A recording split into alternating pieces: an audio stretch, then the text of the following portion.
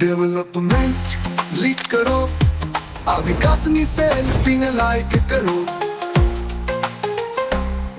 તો આપણે આવી પહોંચ્યા છીએ મેટ્રો સ્ટેશન પર. આવો મારી સાથે. વાહ, ક્યા બાત હે. શું સુવિધા છે. અચ્છા, આ પાસ કેટલાનો બને? આ પાસ 50 રૂપિયા. તો અત્યારે મારી સાથે હિતેશભાઈ છે. અમદાવાદમાં રોજ મેટ્રોથી સફર કરે છે. તો હિતેશભાઈ, મેટ્રો પહેલા અને મેટ્રો પછીની સફર બંનેમાં શું ફરક છે? સર, મેટ્રો પહેલા અને મેટ્રો પછી ઘણો બધો ફેર છે.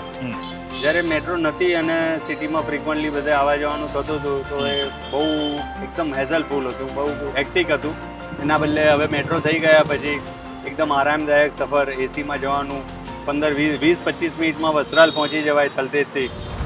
આપણા મોદીજી પ્રધાનમંત્રી બન્યા બાદ 2019માં વસ્ત્રાલથી એપરલ પાર્ક સુધીનો ફેઝ 1 પ્રાયોરિટી રૂટ શરૂ થયો અને 2023માં ફેઝ 1માં 40 કિલોમીટરનો અમદાવાદનો રૂટ શરૂ થયો અને હવે 2024માં વડાપ્રધાન મોદીજીના હસ્તે શરૂ થશે ફેઝ 2નો અમદાવાદના મોટેરાથી ગાંધીનગર સુધીનો રૂટ. વાહ હિતેશભાઈ, તો આ તો છે મોદીજી અને ભૂપેન્દ્રભાઈની ડબલ એન્જિન સરકારની કમાલ.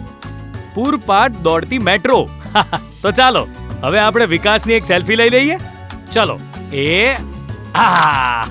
વિકસિત ભારત, વિકસિત ગુજરાત.